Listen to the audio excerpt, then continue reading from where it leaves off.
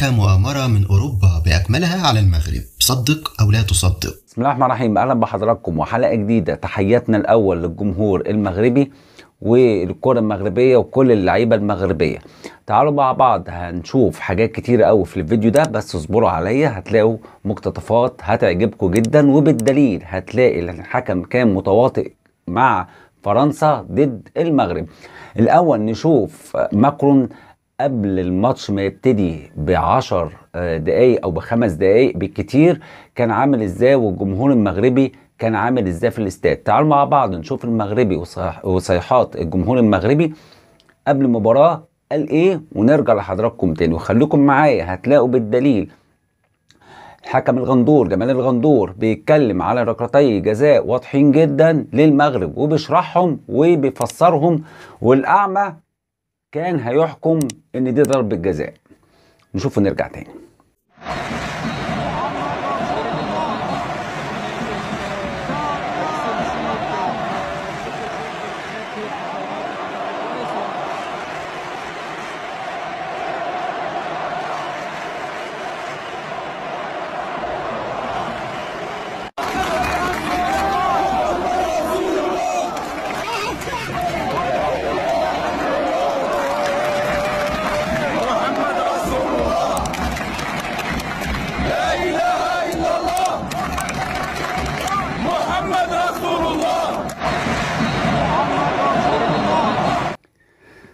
بعد ما شفنا ايه رأيكم؟ لا اله الا الله محمد رسول الله. هزت الملعب، هزت ماكرون، هزت الجمهور الفرنسي بجد والله العظيم. لا اله الا الله محمد رسول الله كانت بترج الملعب، كانت بتهز الملعب، كانت بتضيع كيان ماكرون وهو واقف. بصوا تعبيرات وشه كانت عامله ازاي، كانت حاجه فوق الوصف. هو ده السبب. اوعوا تفتكروا ان هم هيدوكوا حاجه، انتوا لكم ليفل معين. العرب والمسلمين لهم ليفل ما يتخطوهوش، مش هيوصلوا كاس العالم، مش هياخدوه يعني. كبرنا الثالث والرابع، هم كانت مؤامره واضحه جدا. نشوف جمال الغندور وهو بيتكلم بيقول ايه عن ضربتي الجزاء الواضحين جدا جدا للمغرب. انا مش عارف، تعالوا نشوف ونرجع تاني. حالتان في منتهى الأهمية لهما تأثير كبير جدا في نتيجة المباراة. حالتي حدثتا في الشوط الأول. تعالوا مع بعض نشوف الحالة الأولى ونشوف القرار اللي اتخذه الحكم في هذه الحالة.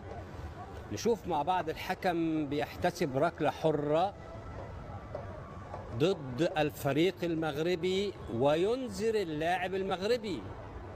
ما هو الخطأ الذي ارتكبه اللاعب المغربي؟ قدمه على الأرض، قدمه على الأرض. نكمل. قدمه على الأرض. من الذي ذهب إليه؟ المدافع. المدافع هو الذي ذهب إليه، المدافع هو الذي ارتكب المخالفة. إذن هذه مخالفة على مدافع داخل منطقة جزاءه، لم تحتسب ركلة جزاء بهذا الوضوح، لم تحتسب ركلة جزاء، ولكن احتسبت مخالفة على المهاجم. ارتكب المخالفة بساقه بالجزء الأعلى من الساق. من الذي ارتكب المخالفة بوضوح؟ ركلة جزاء لم تحتسب للمغرب. طيب، حالة تانية في نفس الشوط وفي نهاية الشوط الأول، وهنشوف مع بعض أيضا مخالفة. شوف مع بعض ركلة ثابتة وهناك سقوط للاعبين، انتهت باحتساب مخالفة في وسط الملعب واحتجاج كبير من لاعبي الفريق المغربي. نشوف مع بعض المسك من أكتر من مكان، لكن هنركز على اللاعب اللي قدامنا دلوقتي. هما الاثنين في نفس الحيز، ومن طرف واحد، بمعنى انه مفيش لاعب مغربي بيمسك فانيلا. الفانيلا ممسوكه من المدافعين، مدافعي المنتخب الفرنسي.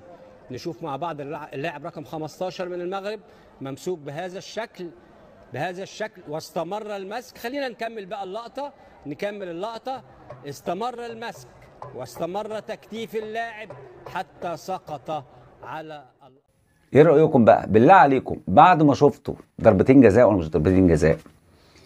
حد يا جماعه يتكلم، حد يقول بجد والله العظيم انا مش متخيل. تعالوا مع بعض نشوف بقى صيحات الجماهير المغربيه سير سير سير كانت عامله ازاي في قلب الملعب، والجمهور العربي والمغربي كان متواجد بشكل مؤثر جدا.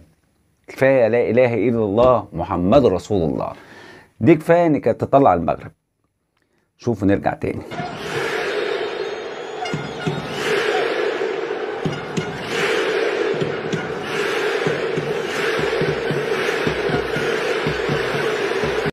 المغاربة جننوا العالم، المغاربة كانوا بيدعون للإسلام، اللعيبة كانت بتدعي للإسلام ويدعون الناس للإسلام في لايف مباشر. تعالوا مع بعض نشوف المقطع ده وجاب لكم مقطع تاني أنا مش هعلق عليه غير إن هو فعلا ده اللي جننهم على المغاربة ومش عايزينهم يكملوا. نشوف ونرجع تاني ومفيش تعليق على اللي جاي ده خالص، حضراتكم اللي هتشوفوا بعينيكم. Join us. Join the Islam. Join the Islam. Come to the good side. Come to the good side. Come. Come to the peace. Come to the win. Hereafter it's difficult. حي على الصلاة. حي على الفلاح.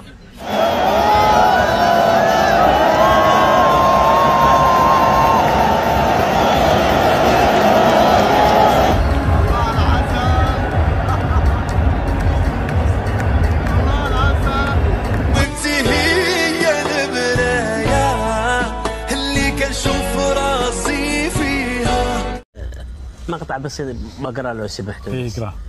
علق احد المذيعين الالمان على لقطه اللاعب المغربي يوسف النصيري يعانق والده وبجانبه زميله جواد اليمير في نهايه مقابله المغرب مع اسبانيا والتي انتهت بتاهل المغرب الى دور ربع، وكذلك اللقطات الاخرى لاشرف حكيمي وسفيان بوفال وحكيم زياش مع امهاتهم وعائلاتهم. بالقول هذه المشاهد الحميمة مع العائلة لم نعد نراها في مجتمعاتنا الغربية التي تسودها الأنانية والمثلية الجنسية واندثار مفهوم الأسرة ودفئها وعقوق الوالدين ورميهما في المراجع. العائلة وتحفيزها المعنوي وراء انتصارات الفريق المغربي، أما نحن فجئنا لنساند المثليين ونضع كفنا على أفواهنا بشكل مخجل، فخرجنا خالي الوفاض من الباب الضيق. هم تعلموا الكرة منا وأصبحوا يتقنونها وتجاوزونها، ونحن يجب أن نتعلم الأخلاق منهم، عل وعسى أن نرى يوما أمهاتنا تعانقنا يوما في المدرجات. والله هاي من أجمل الأشياء. معلق ألماني. هاي من أجمل الأشياء اللي أنا قريتها اليوم. قناة ألمانية زعلانة جدا إن المغاربة بيشاوروا بإيديهم لا إله إلا الله محمد رسول الله. حاجة غريبة جدا. تعالوا نشوف التقرير BBC اللي عملته على مجلة ألمانية بتتكلم على المغاربة أو اللعيبة المغاربة وهم يعملوا لا إله إلا الله بأن هم بيشبهوهم بداعش اللي بعد كل انتصار كانت ترفع نفس الصباع ده. جهلة ما يعرفوش، معلش. نشوف ونرجع تاني. انتقدت قناة دي فيلت الألمانية المعروفة في تقرير قصير لها ما سمته بالفضيحة بسبب رفع اللاعبين السبابة، وذكرت أن مقاتلي داعش كانوا يقومون بهذه الحركة بعد كل اجتياح.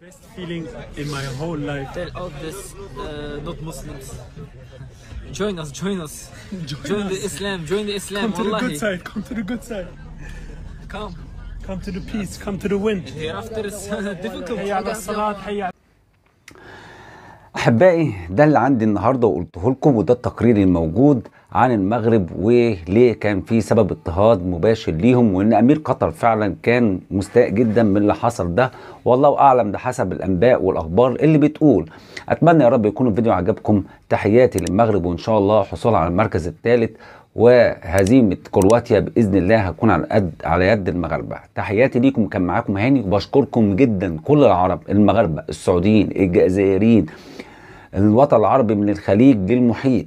بشكركم جدا على دعمكم للقناة ووجودكم شرف ليا. كان معاكم هاني، ما تنسوش سبسكرايب واللايك والشير. السلام عليكم ورحمة الله.